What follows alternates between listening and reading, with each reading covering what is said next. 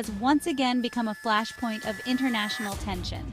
Recent clashes between China and the Philippines have reignited long-standing disputes over territorial claims. The confrontation occurred near the Second Thomas Shoal, a submerged reef in the Spratly Islands. On July 5, 2024, Philippine vessels were on a routine mission to resupply their outpost on the shoal. The mission quickly turned dangerous when Chinese Coast Guard ships intervened. The encounter escalated rapidly, leading to a violent confrontation between the two sides. The clash has drawn international attention and raised concerns about regional stability. The area is crucial for global trade and rich in natural resources. Many nations have a stake in maintaining free navigation through these waters. The United States, while not a claimant, has strategic interests in the area and supports freedom of navigation. The confrontation began when Chinese Coast Guard vessels approached the Philippine supply ships. Eyewitness accounts describe a tense standoff that quickly spiraled out of control. Chinese sailors, in an unprecedented move, boarded small boats and headed towards the Philippine vessels. As they neared the Philippine ships, the Chinese sailors brandished weapons. Reports indicate they were armed with axes and swords. The Philippine Navy personnel found themselves in a dangerous situation, facing armed adversaries at close range. The Chinese sailors' actions went beyond mere intimidation. They attempted to board the Philippine vessels, a clear violation of international maritime law. This aggressive maneuver led to physical altercations between the two sides. The close-quarters combat was chaotic and violent, with both sides sustaining injuries. The violent encounter resulted in several injuries to Philippine Navy personnel. Reports indicate that at least 3 officers sustained serious wounds. These injuries were primarily caused by the sharp weapons wielded by the Chinese sailors. One Philippine officer suffered a deep laceration to his arm from an axe blow. Another received a sword wound to his leg, causing significant bleeding. The third injured officer sustained multiple cuts and bruises from the melee. In addition to the physical injuries, the Philippine vessels also sustained damage. The Chinese sailors attempted to sabotage the ship's equipment and communications systems. They targeted radar arrays and antennas, aiming to disable the vessel's ability to call for help or navigate safely. This deliberate damage to naval assets represents a serious escalation in the conflict.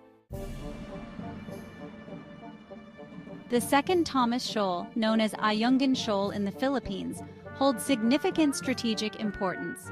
It is located within the Spratly Islands archipelago, about 105 nautical miles northwest of Palawan. The shoal is part of the Philippines' exclusive economic zone and continental shelf. However, China also claims sovereignty over this area as part of its expansive 9-line claim. The shoal's location makes it a critical outpost for monitoring maritime activities in the South China Sea. The country maintains a small military presence on the BRP Sierra Madre, a World War II-era ship intentionally grounded on the reef in 1999. Control of the Second Thomas Shoal provides strategic advantages in terms of resource exploitation and military positioning. The surrounding waters are rich in fish stocks and potentially contain significant oil and gas reserves. The recent clash underscores the shoal's importance in the regional power struggle. Section 5. China's history of provocative actions. China has a long history of provocative actions in the South China Sea. Over the past decade, China has engaged in a pattern of aggressive behavior aimed at asserting its claims. This has included island-building activities, militarization of disputed features, and harassment of other nations' vessels. One of the most significant provocations was China's construction of artificial islands in the Spratly archipelago. Beginning in 2013, China rapidly transformed several reefs into large artificial islands. These islands now host military facilities, including airstrips and radar systems. China has also used its Coast Guard and maritime militia to assert control over disputed areas. These forces often engage in intimidation tactics against fishing vessels and military ships from other nations. They have been involved in numerous incidents of ramming and water cannon use. In recent years, China has increased its military presence in the region. Section 6. Chinese justification and Philippine response. China has consistently justified its actions in the South China Sea by citing historical claims. The Chinese government asserts that it has indisputable sovereignty over the area based on centuries of maritime activity. They argue that their actions are merely to safeguard their territorial integrity and maritime rights. In response to the recent clash, Chinese officials have accused the Philippines of illegally intruding into Chinese waters. They claim that the Philippine vessels were carrying construction materials to reinforce the illegally grounded ship at Second Thomas Shoal.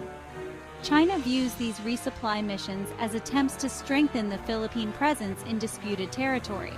The Philippines, however, vehemently rejects China's claims and justifications.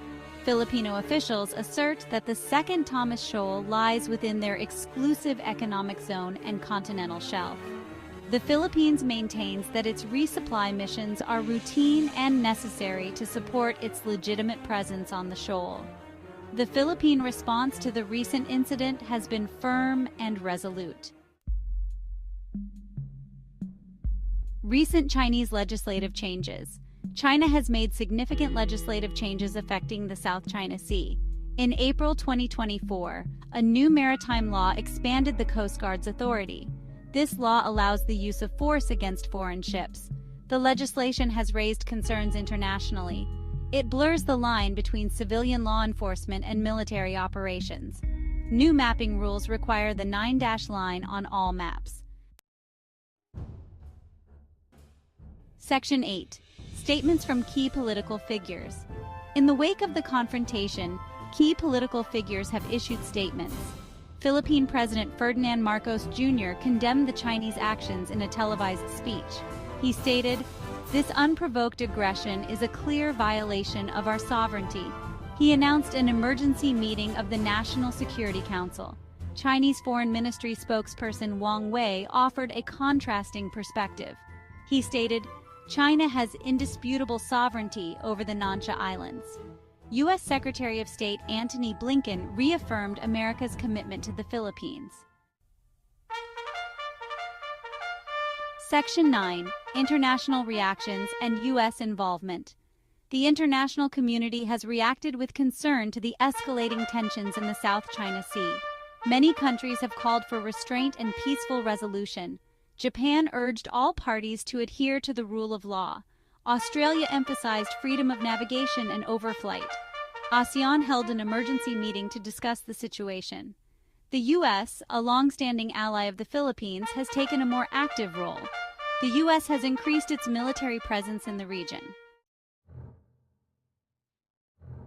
Section 10. Potential consequences of escalation.